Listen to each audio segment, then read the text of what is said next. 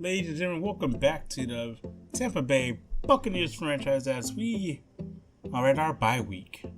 And as you see, we are taking on the Saints again. Something happened to the save file. We lost the game, so I'm going to force the loss. We are currently 0-4.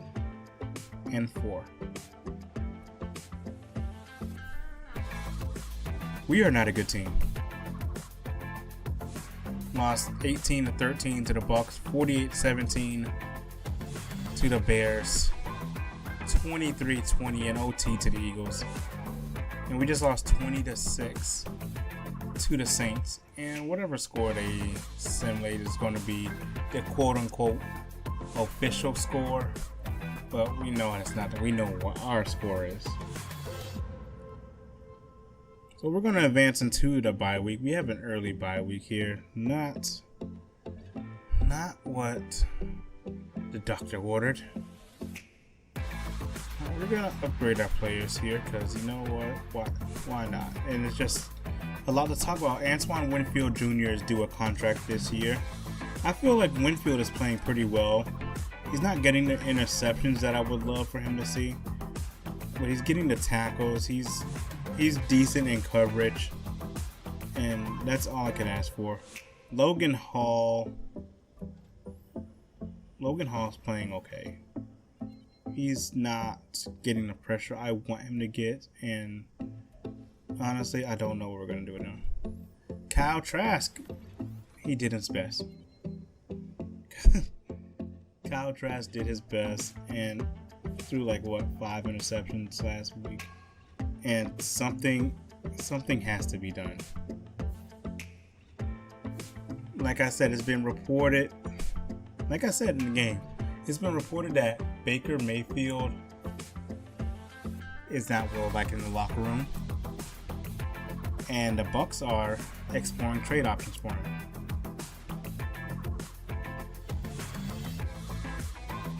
And Velus Jones, Brian Pringle, and a 7th. Jonnu Smith in the next year 5th, and a few 5ths. That's a 5th next year, yeah.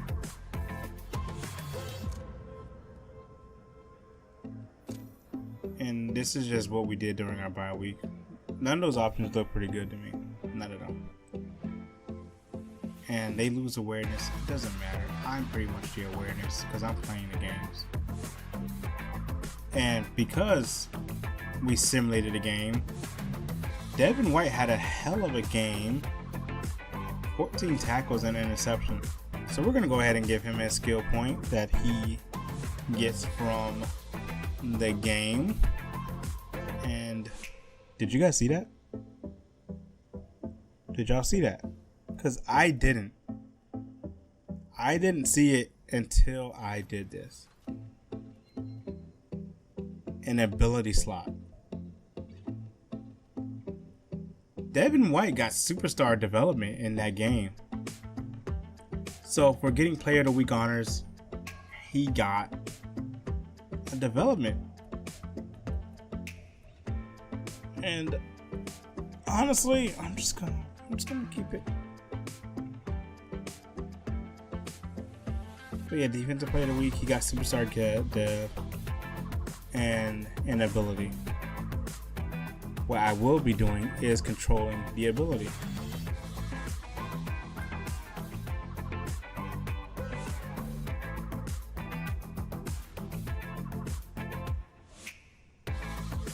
So Devin White, in my opinion, is the best blitzing linebacker in the NFL.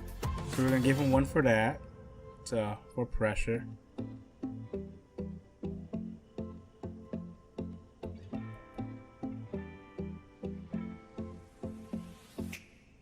And we're going to give him, what do we give him?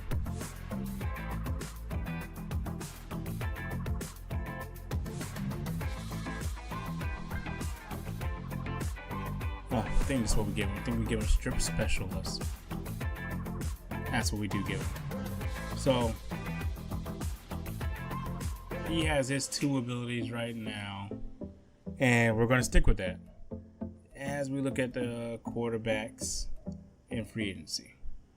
We bring back former Buck Josh Johnson, former Tampa Bay legend Josh Johnson. But yes, we are looking into free agent quarterbacks. We're going to bring in former number 1 pick Josh Rosen.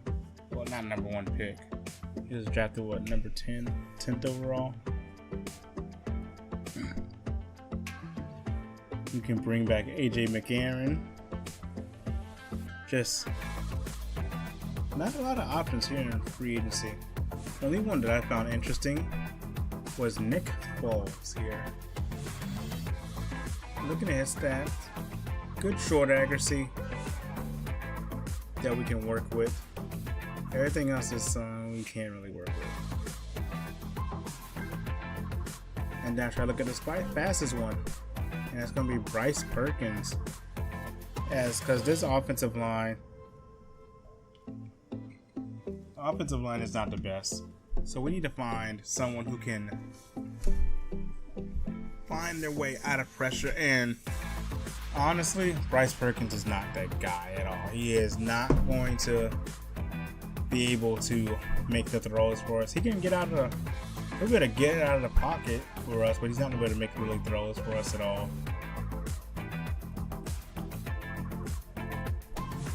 So I'm not seeing a reason to sign any of these guys. Trace McSorley, Steve Montez, EJ Perry. And John Wolford we already cut ourselves. Slaughter, I'm a big Kyle Slaughter fan because I'm a Viking fan. So we'll look at Kyle Slaughter. But again, accuracies are not there. His accuracies really aren't there. So I don't think we're going to sign a QB in free agency. So because the save file got messed up, we tried signing Lavonte David again, and this time he said no. So Lavonte David's contract is not done, and we just completely shut down talks to bring Baker Mayfield back. We don't want to bring him back, and right now that's all I want to do. Of course, I want to get deals done, but that's all I want to do. So we're just looking at quarterbacks who aren't playing, backup quarterback, to see who we can trade for. And Gardner Minshew is an interesting target. Then I fall on the Commanders, and I see Jacoby Brissett. Brissett has decent speed. He has decent accuracies, good throw power. I just continue looking, but honestly, it's not going to last long. I'm interested in Jacoby Brissett. I want to bring Jacoby Brissett to Tampa. And looking at his stats, he's not playing. He is the backup quarterback. So, we trade for Jacoby Brissett. We'll be taking their backup quarterback, who is going to be here for us to perhaps start the rest of the year for us at quarterback. Give us some decent leeway at the quarterback position. And we're going to try to do a straight up trade for him. But you see, there's got to be some things done with the cap. And that's what makes this Bucs team so interesting. It's the cap space, the cap situation. And I know next year it says that we have I think it said that we have like 40 million in cap. I haven't signed the big guys yet. So that's going to go down. It's going to go down, and it's going to go down bad when I sign the big guys. Like when I sign Antoine Winfield when I perhaps bring back Devin White. Those two contracts on their own. Shoot, one of them probably take up 20 million on their own, and then the other one probably takes about, I don't know, they might both take up 20 million to get those players signed long term. I do want to bring both of them back. I do. But I haven't done it yet.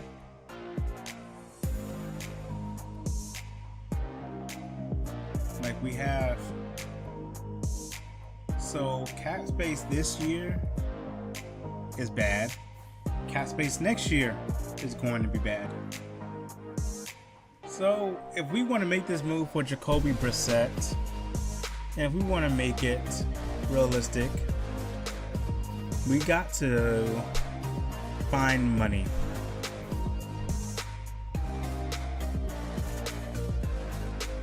And there are ways to find money on this team.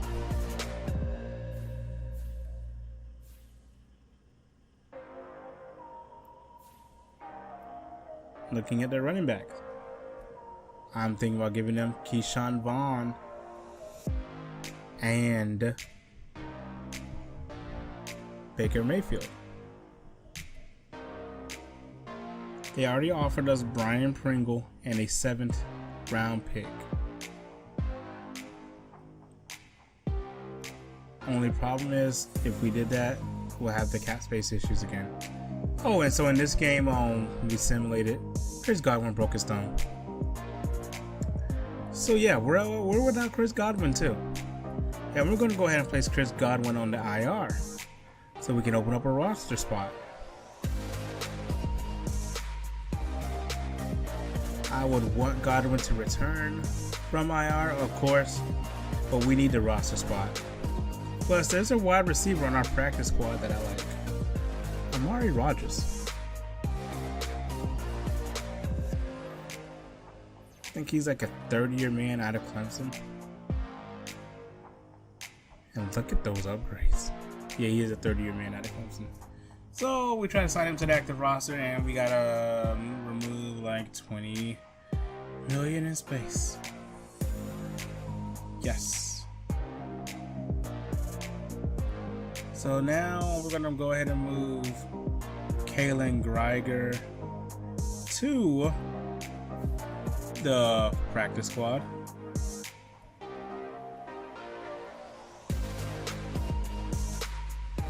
And would that be enough to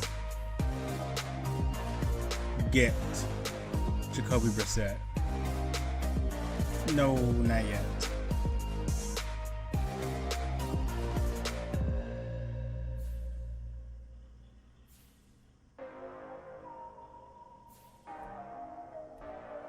So we're still trying to figure out things what to do with this team.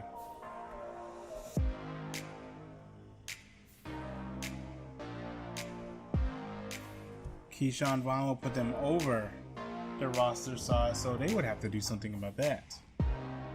Honestly, not my problem. So we're like throwing a 4-round pick. I honestly think they would go for that. I think they would go for that.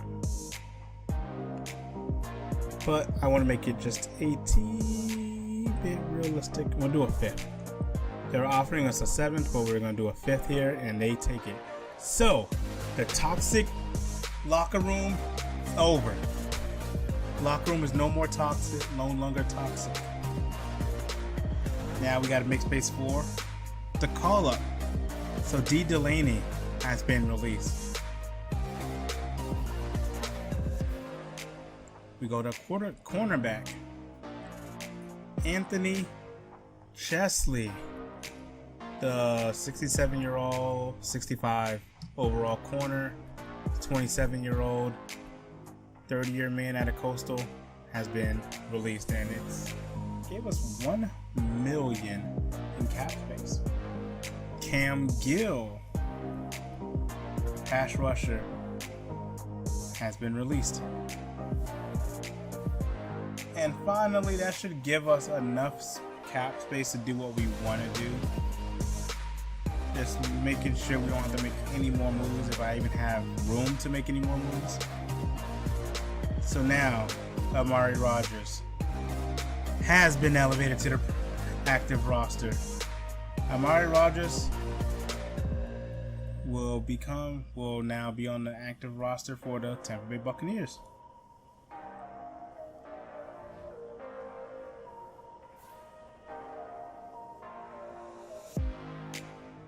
And we are going against a 0-5 Detroit Lion team. Something has to give.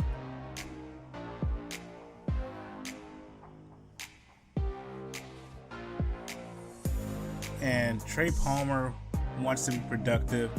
He's essentially the number 2 receiver now with Godwin out for the next 4 weeks. There's no iron team, as that's what this little thing is called. We'll see what happens. And we're going to reset the depth chart right now. Reset will start. And honestly, this is just what we're rolling with. We're going to go ahead and put Amari Rodgers as the slot receiver here. Well, number 3 receiver. Like I said, essentially, Trey Palmer's the number 2.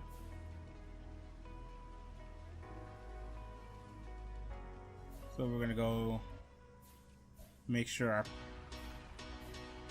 things are set. And a slot receiver, it is going to be Trey Palmer. And we're going to put Amari Rodgers up in here too, so they can interchange. And I'm thinking, yeah, we're going to do it. We're going to make Amari Rodgers our slot receiver. That's what we're going to do. So it's going to be Evans, Palmer, and Rodgers. So next up is the Detroit Lions. Something had to change. We made the change. Jacoby Brissett is now a Buccaneer. We got the toxic Baker Mayfield out of the locker room. He wasn't well liked anyway, and he was cocky because he's a former number 1 pick. So leave a like if you enjoyed. Subscribe for more Tampa Bay Buccaneer franchise. Oh God, we need a win.